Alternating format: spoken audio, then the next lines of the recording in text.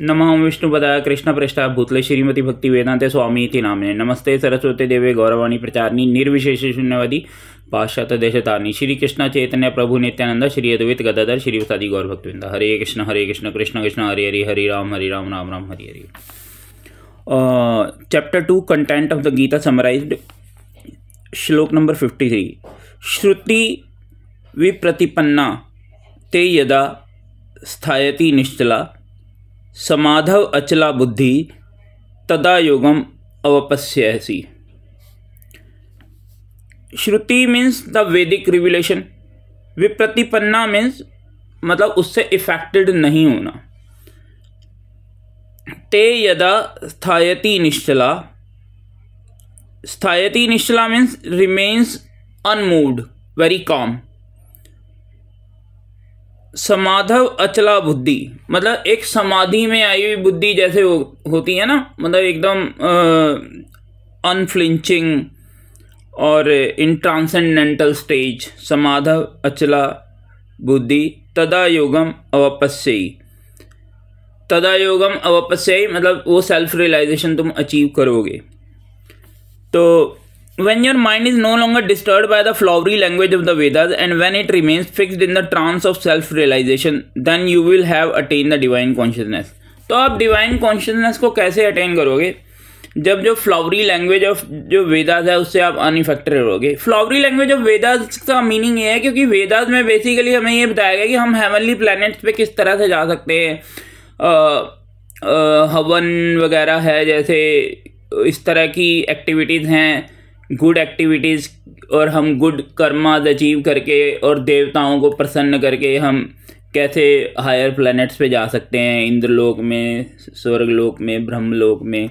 तो बेसिकली वेदास में ये बताया गया। तो इसलिए वो फ्लावरी लैंग्वेज, क्योंकि हमारी अभी बात किससे हो रही है? डायरेक्ट कृष्णा से, क्योंकि बोल कौन रहा है? कृष्णा बोल रहे हैं, सुप्रीम खुद बोल रहे हैं। तो अगर हम इस पर फोकस करेंगे instead of flowery language of Vedas, तो हम जो है कृष्णा कॉन्शियसनेस को, डिवाइन कॉन्शियसनेस को अचीव कर लेंगे। तो इसमें थोड़ा सा और एक्सप्लेन करते हैं। To say that one is in samadhi is to say that one has fully realised Krishna consciousness, that is. समाधि होने का मतलब है कि फुल्ली रियलाइज्ड कृष्णा कॉन्शियसनेस होना।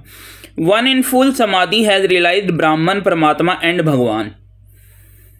जो फुल समाधि में है वो ब्राह्मण, परमात्मा और भगवान तीनों के कॉन्सेप्ट को समझ जाएगा। अब ब्राह्मण, परमात्मा और भगवान का कॉन्सेप्ट, जैसे मान लो एग्जांपल से मैं आपको बताता हूँ कि एक सूर्य है, अगर हम उसकी हीट फील कर रहे हैं तो हम उस हीट को कहें कि यही जो है एक्चुअल सूर्य का पूरा डिटेल है, ये हीट ही।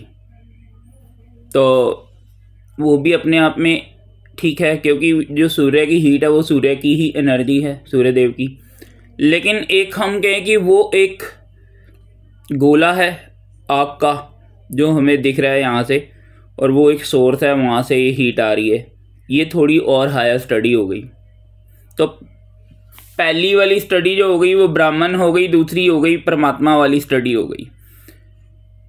एक डिटेल और है कि हम सूर्य लोक में भी लोग रहते हैं। जैसे हमारे शरीर बने हैं मिट्टी से, तो हम अर्थ पे रहते हैं, लेकिन वहाँ अग्नि से बने हुए शरीर हैं, जैसा कि हमारे शास्त्रों में एक्सप्लेन किया गया है। तो वहाँ पे भी एक सूर्य लोक है, वहाँ के भी किंग हैं विवासवान। तो अब इतनी डिटेल जो है, ये जो नॉलेज है ये भगवान वाली नॉलेज है। तो भगवान को हम तीन तरह से समझ सकते हैं, ब्राह्मण, परमात्मा एंड भगवान। तो अगर हम कृष्णा कॉन्शियसनेस, जो समाधि मतलब कृष्णा कॉन्शियसनेस में होंगे, तो हम इस कॉन्सेप्ट को समझ सकते हैं। The highest perfection of self realisation is to understand the one is eternally the servitor of Krishna. सबसे हाईएस्ट परफेक्शन यही है कि हम समझ सके कि हम भगवान कृष्ण के सेवक हैं। यही हाईएस्ट परफेक्शन है सेल्फ रियलाइजेशन की। इटर्नल सर्वाइटर हैं हम भगवान कृष्ण के। And one only business is to discharge one duty in Krishna consciousness. A Krishna consciousness person or unflinching devotee of the Lord should not be disturbed by the flowery language of the Vedas. So ये मैंने explain करने की कोशिश करी। उम्मीद करता हूँ कि आपको ये श्लोक बहुत अच्छा लगा होगा। भागवत गीता के सारे ही श्लोक बहुत अच्छे हैं। तो हर एक श्लोक में कुछ ना कुछ मीनिंग है, फिलॉसफी है, भगवान कृष्ण के संदेश हैं। और ये मैं Bhagavad Gita as it is में से ले रहा हूँ, जो बुक है इस्कॉन की, उसमें से पढ़ के मैंने आपको बताया, क्योंकि मुझे ये बुक बहुत अच्छी लगती है। रीज़न ये है कि इस बुक के अंदर अनचेंज्ड है, तभी इसका नाम एज इट इज़ है रखा गया है, और इसमें कृष्णा को एज ए सुप्रीम ही डिफाइन किया गया है। जैसे और बुक भी मैंने पढ़ी है भगवत गीता की, तो उसमें कहीं पे कृष्ण को मतलब गायब कर देते हैं, या जो भगवान बोल रहे हैं कहते हैं ये भगवान नहीं बोल रहे, हम ही बोल रहे हैं। कोई कहता है वो बोल रहा है, ये बोल रहा है, एनर्जी बोल रही है, तो भगवान को मतलब क्रेडिट ही नहीं देते हैं वो भगवान के ही वर्ड्स का। तो ऐसी ही भागवत गीता पढ़ने का क्या फ़ायदा। तो इसलिए मैं Bhagavad Gita as it is ही पढ़ता हूँ। हरे कृष्णा एवरीवन।